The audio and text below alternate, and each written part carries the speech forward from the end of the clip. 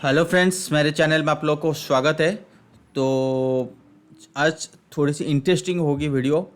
और यहाँ पे कुछ एडवांस वर्ड्स ऐड मैं हमेशा कोशिश करता हूँ हर हफ्ता कुछ advance strategy sorry advance analysis कुछ आपको सिखाने के लिए किस टाइप की एनालिसिस किया जाता है मार्केट में। ठीक है ना, बड़े बड़े लोग कैसे करते हैं, क्या करते हैं। देखिए, हर चीज़ बताना मुश्किल होता है, मुश्किल है हर चीज़। बट जितना पॉसिबल है, जितना हो सकता है, मैं अपने तरफ से बताने की कोशिश करता हूँ, वो भी फ्री ऑफ कॉस्ट। ठीक है ना। चलिए, आज की जो वीडियो होगी वो तो निफ्टी बैंक निफ्टी के ऊपर तो होगी ही होगी। बट इससे पहले हम कुछ इंडेक्स के ऊपर हम बात करेंगे। और वो होगा Nifty sorry emerging market index versus dollar versus Nifty versus S&P, ये सारे चीज़ के ऊपर बात करेंगे। बहुत बार मैंने, अगर आप मेरा वीडियो पहले देखे होंगे तो मैंने हमेशा एनालिसिस करने की कोशिश की है हर चीज़ में। इवन मैंने इमर्जिंग मार्केट के ऊपर भी एनालिसिस किया था, और एशियन मार्केट, वर्ल्ड मार्केट। तो वहाँ पे एक काइंड ऑफ मूव पता लग जाता है कि मैं कहीं गलत तो नहीं हूँ, कि मैं निफ्टी में बायस तो नहीं हूँ, चाहे वो बुल हो बियर हो। तो उस चीज़ को परखने के लिए, एनालिसिस करने के लिए दूसरा मार्केट को देखना बहुत ही ज़रूरी होता है। ठीक है ना। जैसे मैंने यहाँ पे लिया हूँ इमर्जिंग मार्केट इंडेक्स। तो एक इंडेक्स नहीं है, जितने सारे इमर्जिंग मार्केट है ना, आप अगर गूगल करोगे तो आपको पता लगेगा। बट सबसे ज़्यादा जो वेटेज है वो चाइना का है, और हैंगसेंग दोनों इंडेक्स है। अगर वहाँ पे कुछ इम्प्रूवमेंट आता है, वहाँ पे अगर कुछ तेज़ी होता है, तो नो डाउट इमर्जिंग मार्केट जो इंडेक्स आपके सामने ये वाला जो कैंडल वाइज दिख रहा है, तो यहाँ पे तेज़ी होगी। वहाँ पे तेज़ी नहीं हो रहा है तो यहाँ पे तेज़ी नहीं होगी। बट ओवरऑली मार्केट में, इमर्जिंग मार्केट में क्या चल रहा है, ये इंडेक्स आपको बता देगा। और इसका जो कंपैरिजन मैंने डॉलर के साथ किया हूँ, सो दैट क्या है, आपको पता लग सकता है कि इसकी कंपैरिजन कैसे और कहाँ पे कैसे होगा। तो यहाँ पे अगर मैं इस कंपैरिजन को के साथ, लाइन के साथ अगर आप देखोगे, जब जब मार्केट में करेक्शन आया है इमर्जिंग मार्केट में, तो उल्टा डॉलर में, मतलब डॉलर की मूव इमर्जिंग मार्केट के लिए ठीक नहीं होता है। और डॉलर की बियरिश बियरिश जो है ना, वो मार्केट के लिए ठीक होता है। ऐसा क्यों? जब यूएस डॉलर भागता है होता है, तो इसका जो सीधा सा इफेक्ट पड़ता है, क्योंकि यूएस सबसे बड़ा कंट्री है, लीडर है, तो उसका डायरेक्ट इफेक्ट पड़ता है जो इमर्जिंग मार्केट होती है। चाहे चाइना लीजिए, चाहे इंडिया लीजिए, चाहे ब्राज़ील लीजिए, चाहे किसी की बात करें, तो डायरेक्ट इम्पैक्ट होता है, और वो कंट्री के लिए वो नुकसानदायक होता है। ठीक है ना।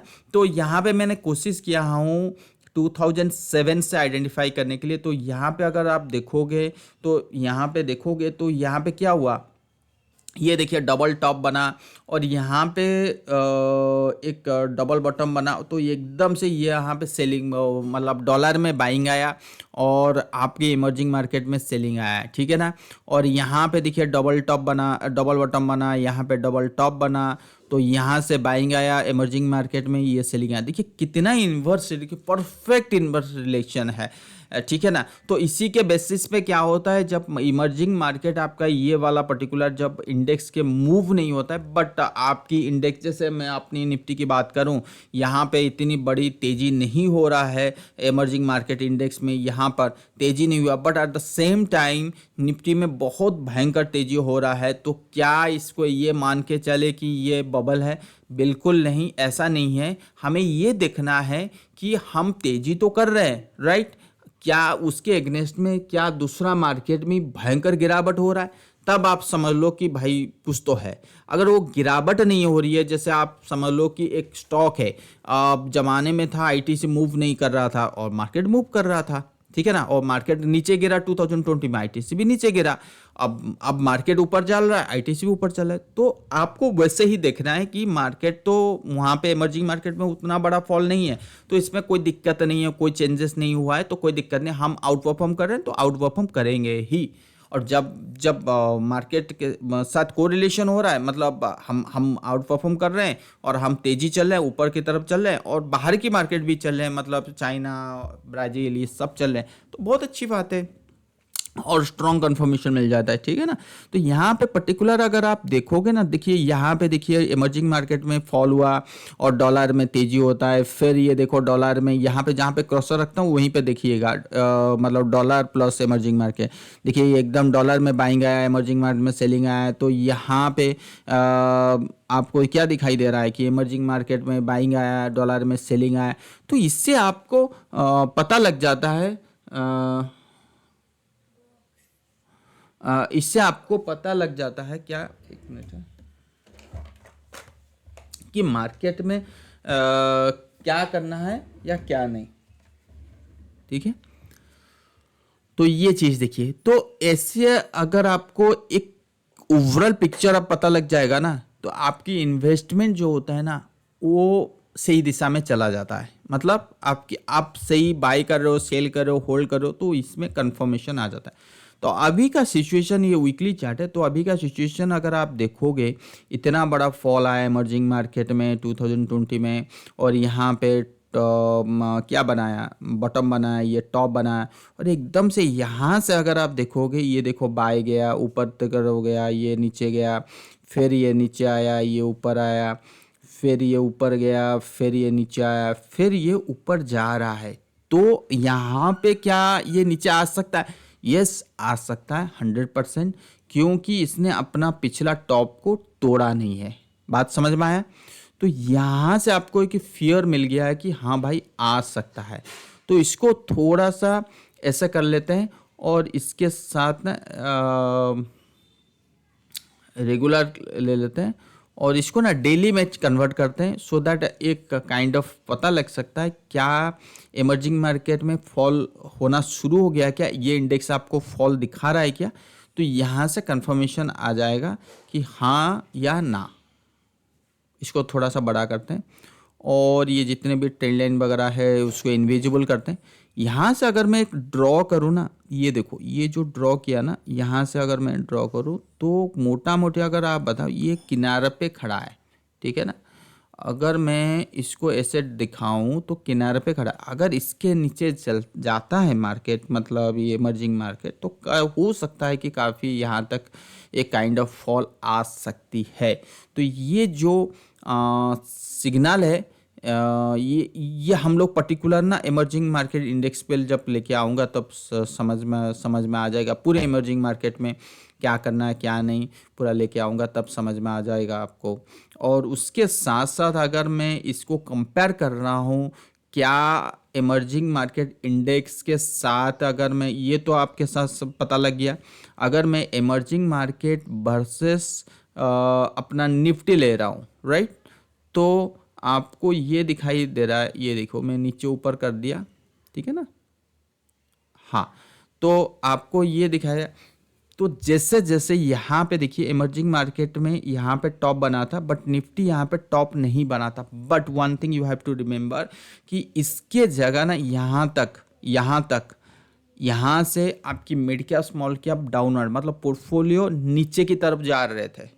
क्यों? हम आउट परफॉर्म कर रहे हैं, और ये शार्प फॉल आ गया, और हम उतना शार्प फॉल नहीं आया, बट इंडिकेशन मिल गया कि this is not the right time to think about investment. और वो चीज़ कब मिला है? वो चीज़ अगर आप इस चीज़ को कंपेयर करोगे तो 2018 पे मिला है। बट 2018 से आपको क्या दिखाई दे रहा है कि कंटिन्यूसली इट्स मूविंग डाउनवर्ड, ठीक है। Emerging market is not going up, and we are going up higher I slow and steady, but other index we are not going higher up, मतलब mid cap small cap they are मतलब वो नीचे की तरफ थे। तो आपको एक सिग्नल मिल गया था, ठीक है ना। अब उसी जगह अगर यहाँ पे देखिए बॉटम बना, फिर हम तो इमर्जिंग मार्केट ऊपर गया, हम भी ऊपर गए, और यहाँ से इमर्जिंग मार्केट नीचे की तरफ आया, हम यहाँ से ऊपर की तरफ गए, और जैसे ही ऊपर की तरफ गए काइंड ऑफ डाइवर्जेंस मिला, और यहाँ से कंटिन्यूस पता लग गया था कि भाई मार्केट में सेलिंग होने वाली है, ठीक है। This is the right time to think book profit from your investment portfolio. So okay, I agree that we did not see so much kind of fall like US market, European market में जो fall आया था, we did not see that. Okay, time wise correction we got, ठीक है भाई, correction तो correction होता है ना, it may be time wise price wise is the different matter, right.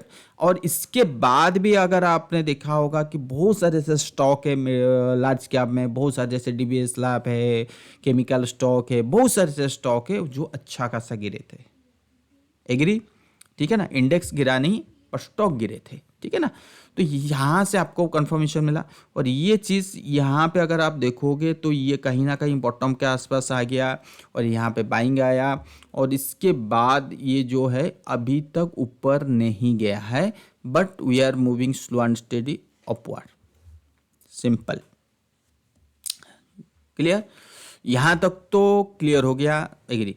तो अब जो सिचुएशन है, अब करना क्या है, अगर आप देखोगे कि अच्छा ये तो बात सही है कि बट हम चल रहे हैं ऊपर, वो चल रहे हैं नीचे, करना क्या है इसकी सिचुएशन में, हमें ये देखना है। अब ये पर्टिकुलर जब इंडेक्स में एनालिसिस करेंगे ना, देखिए तब पता लगेगा, जब इसका टाइमिंग ख़त्म नहीं होगा, जब इंडिया का टाइमिंग ख़त्म नहीं होगा तब तक गिरेंगे नहीं। तो इंडिया का टाइम अभी है, ठीक है ना, उसको पर्टिकुलर एनालिसिस में हम ऐड करते हैं और इसको इसको और एक साथ कंपेयर करने की कोशिश करते हैं, किसके साथ, SPX S&P। तो क्या उसके साथ भी बेनिफिट है, यस उसके साथ भी बेनिफिट है। यहाँ से देखोगे, यहाँ से लेके हमें यहाँ तक ये जो 2018 में तो काइंड ऑफ बड़ा सा कंसोलिडेशन मिला, किसमें, SPX में, और इमर्जिंग मार्केट में गिरावट हुई। देखो एक इंडेक्स अगर आपको ये दिखा रहा है कि मैं गिर रहा हूँ, दूसरा इंडेक्स गिर नहीं रहा है, तो इसका दैट मीन्स कि वो बड़ा कंसोलिडेशन में जा रहा है। अगर इसको बड़े छोटे टाइम फ्रेम पे देखोगे डेली तो बड़ा फॉल मिला है, ठीक है ना, ऐसा नहीं कि फॉल नहीं मिला। और यहाँ पे देखो SPX क्या है, यहीं पे टॉप बना, इमर्जिंग मार्केट यहीं पे टॉप बना, इमर्जिंग वो SPX नहीं बना। उसके बाद यहाँ से पता लग गया था भाई प्रॉफिट बुकिंग आने वाली है, और SPX पे US मार्केट में अच्छा खासा प्रॉफिट बुकिंग आया, इमर्जिंग मार्केट में पहले से आ गया। और स्लो एंड स्टेडी यहाँ पे ये जो तेजी चल रहा है ना, इस तेजी अभी तक खत्म नहीं हुआ है। जब तक ये तेजी खत्म नहीं होगा तो दैट मीन्स ये तेजी हो सकता है यहाँ पे यू टर्न ले ले, या यहाँ से यू टर्न ले ले, I don't know, it's based on the purely price action, okay. So but ये चीज़ कह रहा है कि जब वो ख़त्म हो जाएगा तब हमें ये देखना है कि इनकी मार्केट क्या है। तो हमारे पास ये जो पर्टिकुलर ये तो चीज़ अब तक क्लियर हो गया। हमें अभी ये देखना है, कुछ कुछ नॉलेज मिल गया आप सबको। अभी हमें क्या देखना है, अभी हमें देखना है पर्टिकुलर इंडेक्स के बारे में, जैसे पहले का एनालिसिस कर रहे थे उस टाइप की बात करेंगे, ठीक है ना। जैसे वीकली एनालिसिस हम लोग करते थे, तो उसके बेसिस पे बात करेंगे। और ये वीकली एनालिसिस अगर मैं इमर्जिंग मार्केट में चलो लेके आता हूँ, तो वहाँ से एक बार इमर्जिंग मार्केट आ गया, और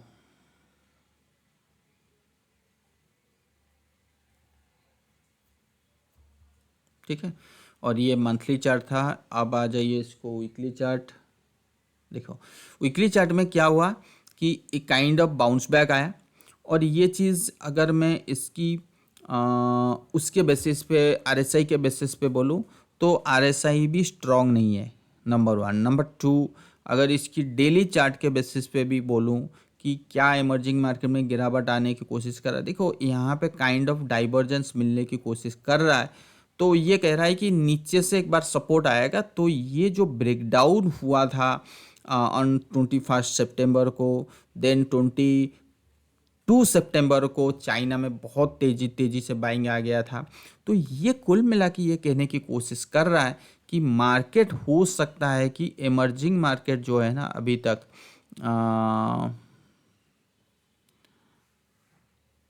यहाँ तक चल सकते हैं। मतलब अगर सेलिंग आता भी है ना यहाँ पे, ये तो एरो मार्क, ये तो प्राइस एक्शन के बेसिस पे मैंने डाल दिया हूँ, चलो इसको डिलीट करते हैं। अगर सेलिंग आता है तो max to max I think कि यहाँ तक आ सकती है, उससे ज़्यादा नहीं, क्लियर। और यहाँ से 1 2 3, सॉरी 1 2 3 4 5, 5 के बाद या यहाँ जाए 1 2 3 4 5, 1 2 3 4 5, 5 के बाद, ओके।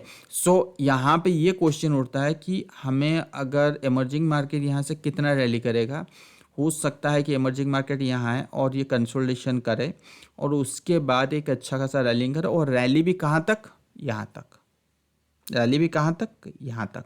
तो एक चैनल में बना हुआ है, और जिस दिन ये चैनल से बाहर निकलेगा, बात समझ में आया, जिस दिन ये चैनल से बाहर निकलेगा नीचे की तरफ या ऊपर की तरफ, तो अच्छी रैली आ सकती है, फॉल भी हो सकता है, रैली भी हो सकता है। तो अभी कुल मिला के इमर्जिंग मार्केट का पता लग गया। तो अगर मैं इसको एनालिसिस करूँ एक काइंड यहाँ से भी, तो काइंड ऑफ 3% की फॉल हम देख सकते हैं, ठीक है। अभी तक ये समय, अब आ जाइए इसमें उल्टा चल रहा हूँ, निफ्टी और बैंक निफ्टी बाद में हम लोग आएंगे।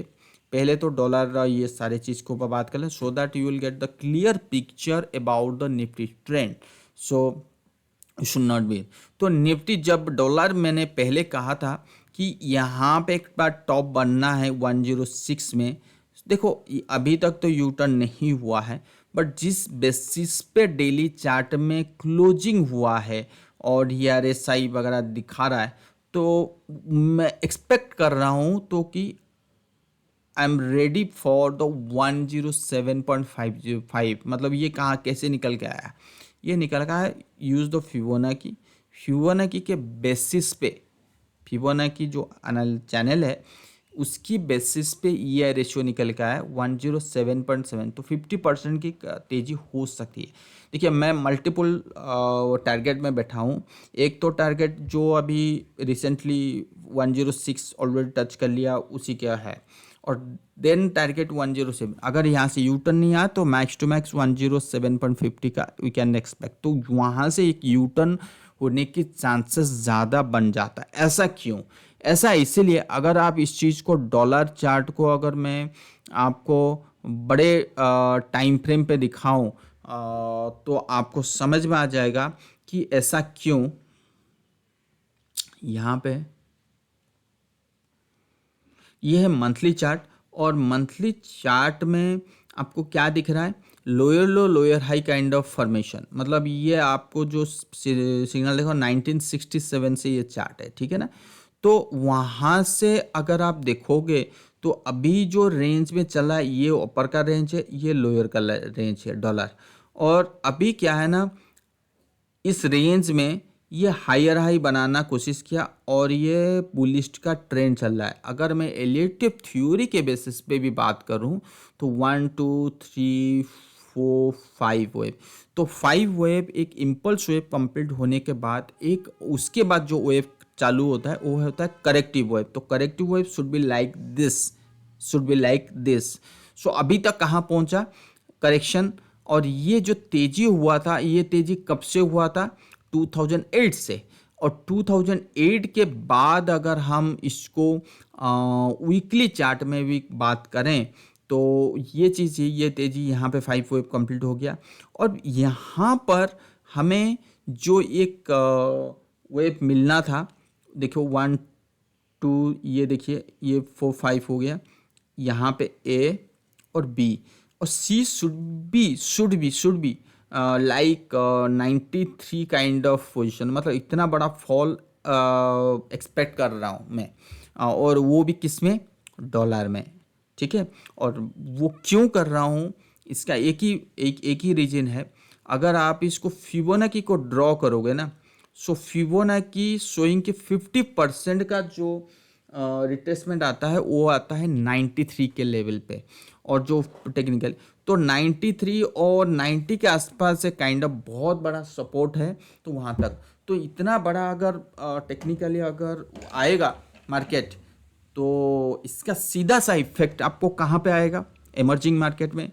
इमर्जिंग मार्केट में इफेक्ट आएगा तो इसका सब, इमर्जिंग मार्केट तो पहले ही अंडर परफॉर्म कर रहा है, अगर उसका डायरेक्ट इफेक्ट आएगा US as well as the Indian market, simple.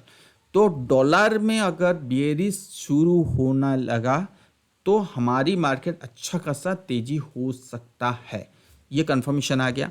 अब ये जो तेजी चल रहा है ना, अब इस तेजी को दूसरी तरफ देखते हैं, क्या इसको मंथली चार्ट में देखते हैं कि मंथली चार्ट में इसकी क्लोजिंग क्या हुआ है। मंथली चार्ट में क्लोजिंग, अगर आप इसको मंथली चार्ट में देखोगे तो multiple kind of bottom pattern बनाया, वो भी सपोर्ट के आसपास, तो एक अच्छी क्लोजिंग हुआ हो रहा है।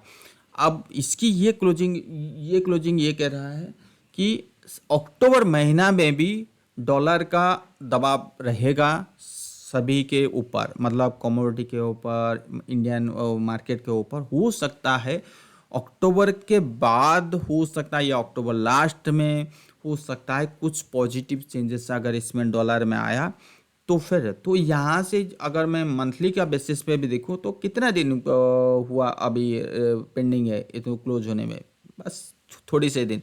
इसमें कोई बड़ा वाला फॉल डॉलर में आई डोंट थिंक सो। अगर हो गया तो बहुत अच्छी बात है, नहीं हुआ तो फिर अक्टूबर लास्ट तक, अक्टूबर लास्ट तो बनता ही है ना, मंथली क्लोजिंग यहाँ पे तो बनता है, ठीक है ना, राइट। तो ये चीज़ एक्सपेक्ट कर रहा हूँ, ठीक है ना। तो ये चीज़ डॉलर से आपको क्लियर इंडिकेशन मिल गया। दूसरा चीज़, ये तो बड़ा टाइम फ्रेम पे मैंने आपको बता दिया। और दूसरा चीज़, अगर मैं यूएस मार्केट के ऊपर आपको एनालिसिस करने की बात मैं बोलूँ कि यूएस मार्केट में क्या चल रहा है, अभी यूएस मार्केट जो है ना, ये 1-2 हो गया, तो ये फॉल हो रहा है, ये 3 है, ये 4th wave, 4th wave should B, मतलब मैं ये मान के चलो अगर डॉलर में भी 1 रुपया अभी 106 107 हो रहा है ना, तो हमेशा पैनिक में टॉप और पैनिक में, सॉरी, फोमो में टॉप होता है, पैनिक में बॉटम होता है। तो हो सकता है कि ये यहाँ तक 2.50 या 3% तक फॉल हमें मिल सकता है यूएस मार्केट में, ठीक है। उसके बाद जाके इसमें तेजी होना शुरू होगा, अभी नहीं। मतलब यहाँ पे आएगा, फिर अगर तेजी होगा एकदम से होगा, बिल्कुल नहीं, ऐसे जाएगा, फिर ये कंसोलिडेशन, फिर ये, मतलब मोटा मोटे आप मान के चलो कि ये जो फॉल आएगा और ये जो कंसोलिडेशन फेज चलेगा पूरी अक्टूबर महीने में चलेगा, फॉल कंसोलिडेशन, और जो अच्छे वाला तेजी, अच्छी वाली ट्रेंड शुरू होगी, हो सकता है मे बी नवंबर में, ठीक है ना। तो ये चीज़ याद रख लो। उसके बाद तो बड़ा वाला फॉल की भी नज़र यहाँ पे बिल्कुल दिखाई नहीं दे रहा है यूएस मार्केट में। और चाइना, अगर जो अभी मैंने बता रहा था कि हैंगसेंग और चाइना है, वहाँ पे देखिए, यहाँ पे भी कोई चीज़ नहीं है, यहाँ पे यू टर्न नहीं है, यहाँ पे कोई बड़ा वाला ब्रेकआउट नहीं है।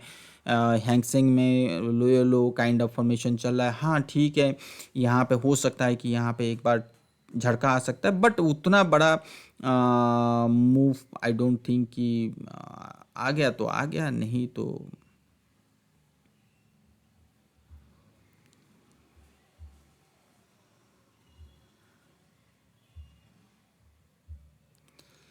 चाइना और हैंगसेंग को दोनों को लग रहा है कि एक काइंड ऑफ रैली हो सकती है 10 में। तो इसका अगर हो सकता, अगर ये थोड़ी दिन के लिए रैली कर दिए तो सीधा सीधा इफेक्ट तो इमर्जिंग मार्केट में आएगा, डॉलर में आएगा और आपका मेटल सेक्टर में आएगा, ठीक है ना। तो इसको चीज़ देखना पड़ेगा, बट ये स्लो एंड स्टडी जो फॉल हो रहे थे वो स्लो एंड स्टडी अपने आप को मेंटेन करने की कोशिश कर रहे हैं, ठीक है ना।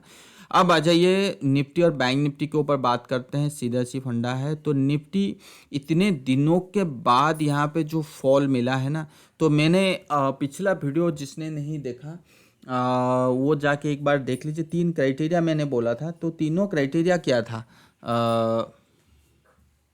तीनों क्राइटेरिया ये था कि लोअर लो क्लोज होना चाहिए डेली के चार्ट में, नंबर 1। नंबर 2, वीकली में एक रेड कैंडल बनना चाहिए। और नंबर 3, 20,000 या 19,900 के नीचे क्लोजिंग होनी चाहिए। तो तीनों क्राइटेरिया फिलअप होने के बाद विथ गैप डाउन, ये 2 बार गैप डाउन मिलने के बाद, तो ये मुझे दिख रहा है अभी जो भी कंसोलिडेशन जो भी होगा, so it should be sell on rise होगी।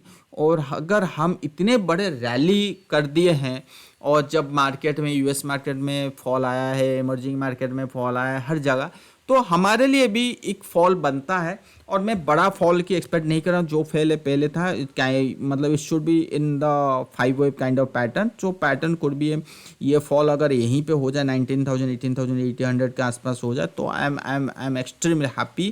तो इतना अगर परसेंट का फॉल आ गया तो बहुत अच्छी चीज़ है, आपको टाइम वाइज करेक्शन मिल जाएगा। इस जो तेज़ी का ये टाइम वाइज करेक्शन आपको मिल गया। अगर इतना बड़ा फॉल आ गया तो क्या होगा, हम जो नए फर्दर ट्रेंड के लिए ना हम प्रिपेयर हो जाएंगे। तो मैं चाहता हूँ ठीक है, इतनी सी भी फॉल के लिए मेरा कुछ लॉस होगा, कुछ माइनस में आएंगे कुछ स्टॉक, आई एग्री। अगर इससे क्या होगा ना, इसके बाद जो तेजी होगी ना वो एक कॉन्फिडेंट एक स्ट्रॉन्ग मूव होगी। अगर यहाँ से तेजी हो गया ना तो वो स्ट्रॉन्ग मूव बोला नहीं जाएगा। बात समझ में आए? तो ये चीज़ें इंडिकेटर से लेके हर चीज़। और बैंक निफ्टी की अगर मैं बात करूं, ये double top kind of formation है। अगर निफ्टी आया तो बैंक निफ्टी, नो डाउट कि भाई बैंक निफ्टी भी आएगा। बैंक निफ्टी यहाँ तक मैं आइडेंटिफाई करके रखा हूँ, बट इस structure is not a good thing. हमारी स्ट्रक्चर बाहर की स्ट्रक्चर से काफ़ी कुछ अलग है जो दिख रहा है, ठीक है ना। और CNX 500 की अगर बात करूं, क्योंकि मैं इसको आज बहुत बड़ा मानता हूं, और नो डाउट अगर निफ्टी गिरा तो ये भी गिरेगा, तो अच्छा वाला ये कंसोलिडेशन यहाँ पे मिलेगा तो और तेज़ी हो सकती है। देखो, गिरना बहुत ज़रूरी होती है और वो सेहत के लिए हानिकारक नहीं होता है, सेहत के लिए अच्छा होता है। चाहे आप 500 देखो, चाहे आप मिड कैप देखो, चाहे आप स्मॉल कैप देखो, हर जगह गिरना अच्छी बात है, मैं मानता हूँ पर्सनली। और आईटी का क्लोजिंग जो है वो ठीक है, बट लेट्स सी क्या हो सकता है। बट मोटा मोटी जो पिछले एनालिसिस में मैंने कहा था कि एक रेड फ्लैग है 20,000 के लिए, अभी टारगेट मोटा मोटी बन रहा है 19,900 के आसपास, सॉरी 19,000 18,800 के आसपास बन रहा है। सो लेट्स सी क्या हो सकता है क्या नहीं। अगर मैं निफ्टी जूनियर की बात करूँ ना, निफ्टी 500 निफ्टी जूनियर, इस चीज़ को देखते रहिए। अब यहाँ पे काफ़ी कुछ स्टॉक में यू टर्न हो चुका है, सॉरी टॉप बन चुका है, वहाँ पे एक हेल्दी सेलिंग आना चाहिए। तो देखते हैं क्या होता है। तो फाइनेंशियल, निफ्टी फाइनेंशियल में भी एक वो चीज़ है, तो ले देखते हैं। तो उसके बाद यूएसडी आईएनआर का यूएसडी आईएनआर का यहाँ पे गवर्नमेंट का इंटरवेंशन बहुत ज़्यादा है, तो जिस वजह से ऊपर जाने का थोड़ा सा मुश्किल हो रहा है। तो बट यूएस गवर्नमेंट का इंटरवेंशन अगर नहीं होता तो अच्छा खासा रैली यहाँ पे भी हमें मिल जाता, ठीक है ना। तो ये चीज़ याद रखिए। और वर्ल्ड मार्केट जो वर्ल्ड मार्केट वो भी वही सेम थिंग ये कहने की कोशिश कर रहा है। और कॉपर में गिरावट है, जो मैं MCX कॉपर में पहले भी बताया था। या देखिए, नीट एंड क्लीन एक ब्रेकडाउन है। मैं यहाँ पे एक बार फॉल देख सकता हूँ। अगर डॉलर में मैं जैसे एक्सपेक्ट कर रहा हूँ कि एक 107 भी आ सकता है, अगर ऐसा हुआ तो फिर भी कॉपर में एक अच्छा खासा गिरावट हम मिल सकता है। तो उसकी वो चीज़ है, ठीक है ना। तो उसका सीधा सा इफेक्ट वो मेटल सेक्टर में आएगा। तो मोटा मोटी अगर बात करें तो आने वाले जो टाइम है अगले हफ्ते कोई ठीक नहीं है, तो सेल एंड राइज ही फंडा अप्लाई कीजिए। और ये आपके पास पूरा चीज़ मैंने आपको दिखा दिया। और दूसरा चीज़, चलिए ऑप्शन चेन के ऊपर अगर हम बात करूं तो ऑप्शन चेन में उतना भी कोई ख़ास नहीं है, ठीक है। अभी क्या है कि निफ्टी में ये देखो सबसे ज़्यादा जो ओपन इंटरेस्ट खड़ा है 28 सितंबर, वो 19,000, बहुत दूर है, बहुत दूर है। अगर आप यहाँ पे देखो ऊपर जाने में इसको दिक्कत हो रही है, ठीक है ना। तो ये जो दो स्ट्राइक प्राइस दिखा रहा है 19,800 19,000 20,000, तो बहुत, तो सेल एंड राइज मान के चलिए। तो difficult to cross above the 20,000 और 19,900 या 19,000 इवन 800 लेवल ऑल्सो। सो वहाँ पे हो सकता है। तो टिल एक्सपायरी वी में trade in between the 19,600 to 19,850, but later on कि उसके बाद हो सकती है कि काइंड ऑफ फॉल मिल सकता है in the 5 so let's see. तो ये मोटा मोटी मैंने आपको व्यू बता दिया। चलिए, और वीडियो पसंद आया तो लाइक सब्सक्राइब जरूर कीजिए, दोस्त लोगों के साथ शेयर कीजिए। Thank you.